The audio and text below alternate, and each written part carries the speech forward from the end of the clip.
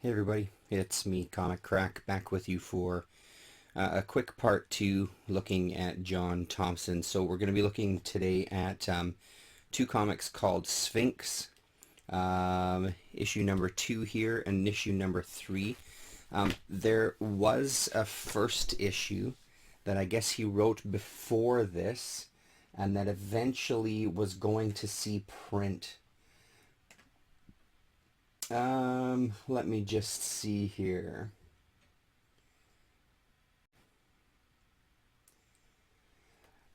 Uh, Sphinx number 1 was never published. Some might also think it never existed, but it did. What was supposed to be the front cover art was published by Bruce Crislip in the back cover of City Limits Gazette number 6. Michael Rodan of Through Black Holes Comics once had an agreement with Thompson to publish the entire 32 pages of Sphinx number 1 in 1985 or so. Unfortunately, the project fizzled out when Rodan couldn't get his local high school print shop to print the nude images contained in the book. So all we have is they say it's the final two, but oh, sorry. As we'll see in when we look at the back of issue number 3, it does say to be continued, so never to finish. So the first thing that I'll say about these is they're actually a pleasure to read. His writing, when he does write a story, as kind of out there and things as it is, it's really engaging to be reading to read, if I'm honest. So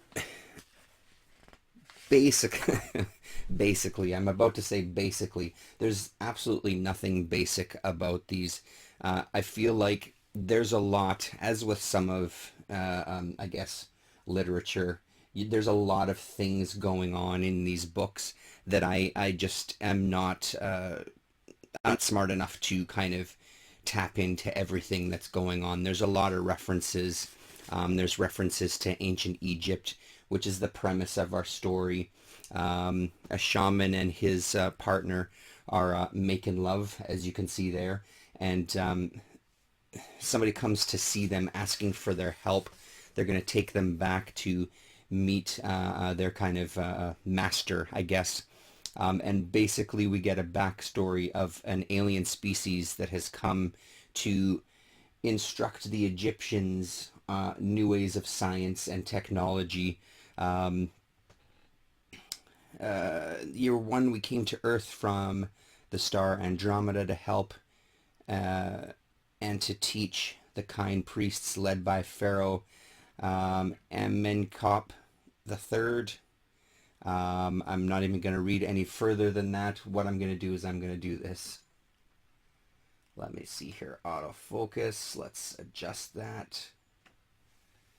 How's that work there? There you go. So here you're seeing basically the overview of the story. So I guess what had happened is there's an ancient a race of demons that had followed and have taken control, taken over some of the kind of human vessels, and are now going to basically wage a war in, I think it was 3,333 years.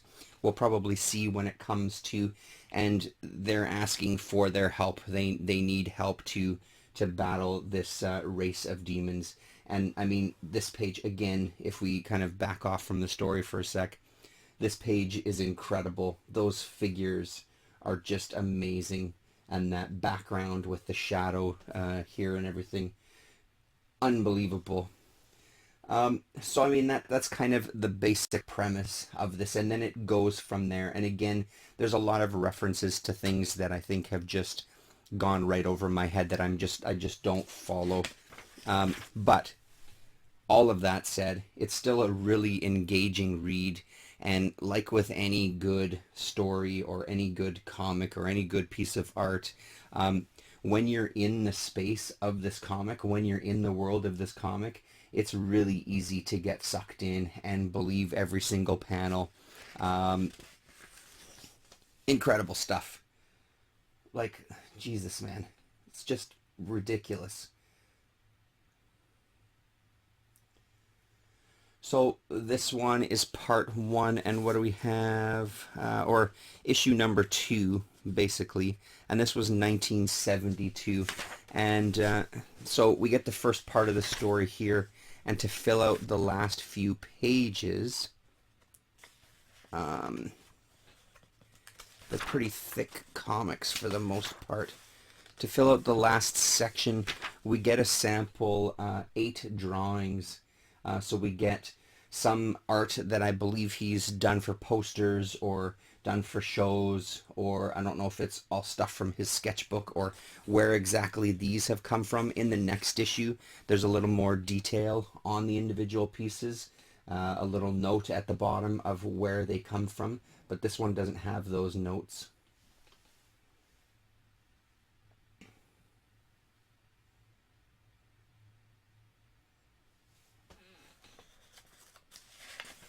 So instead we'll just look at the incredible art.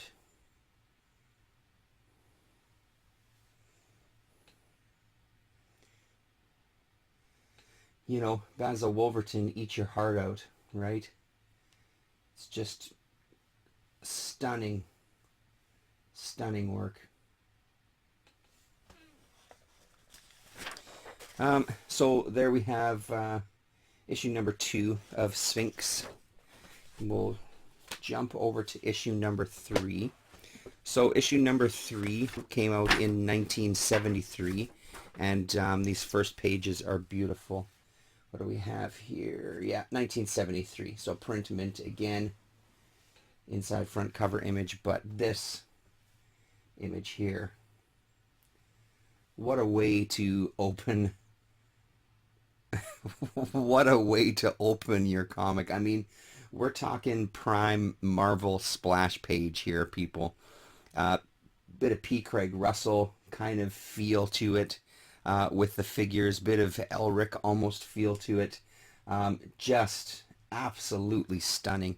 And the way the page is broken up, like this has got to be one of the most beautiful pages I've seen in a while, going through these undergrounds. This is just gorgeous. So in this part, our main hero, our main shaman, has decided that it's time for him to let go of his physical body and travel to a new place and time and kind of be reborn, so he can position himself to fight these otherworldly monsters. So he travels Elizabeth I and Robert Lord Dudley, Earl of Leicester. He, in the moment of orgasm, he injects himself into the womb, and he's born as Francis Bacon, the scientist and philosopher, who, again, if you want to know about the painter Francis Bacon, I know a bit about the painter Francis Bacon. The philosopher and scientist Francis Bacon, I'm afraid I don't know too much, other than what I was reading tonight, and he does cover some of it in here.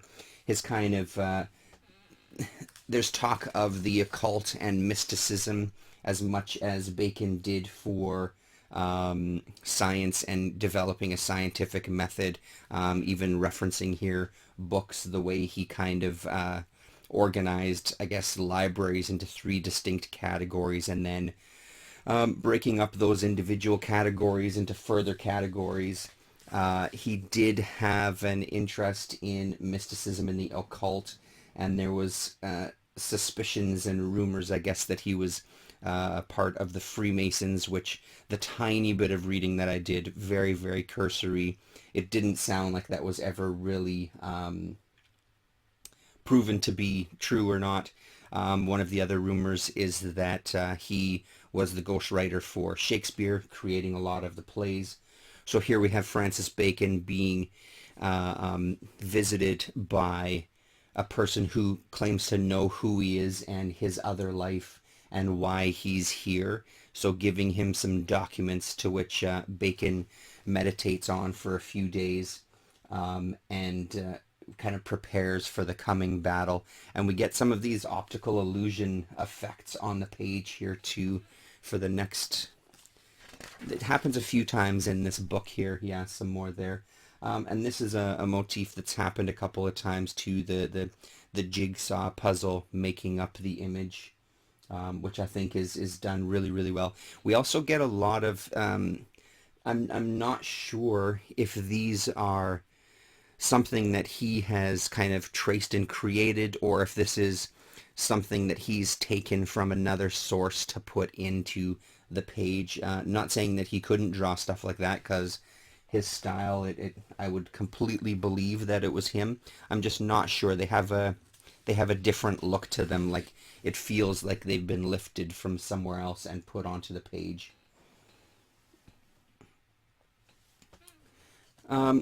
So this one kind of gets us up to a point where he meets Shakespeare, and they talk briefly about their relationship, and Francis Bacon going to write some of the plays, and it sort of just leads us to almost a tipping point, and then is to be continued. So as far as I know from the little bit of reading that's out there, this wasn't ever continued. This was it, which is unfortunate, because by the end of this one, I was actually getting into it a fair bit. I think it's a really intriguing idea, even though I feel like there's a lot that I'm missing out on, a lot that's going over my head. Still really engaging reading. And then the last bunch of pages, we get 10 more drawings, but this time we get a brief description of some of them. So drawing and poster, 1965. San Francisco Oracle, 1967. And then Avalon poster, 1968. A little bit of revised note on there.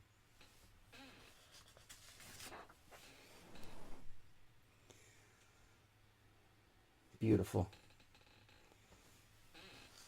I'm assuming dealing with chakras and things like that, things of that nature. Actually, let's pull this focus back. There we go, so we can get a wider shot of this here. Look at that. Yeah, these have been a lot of fun to revisit and look through again. I hope you've enjoyed it as much as I've enjoyed kind of presenting this and just flipping through these books and doing some reading tonight.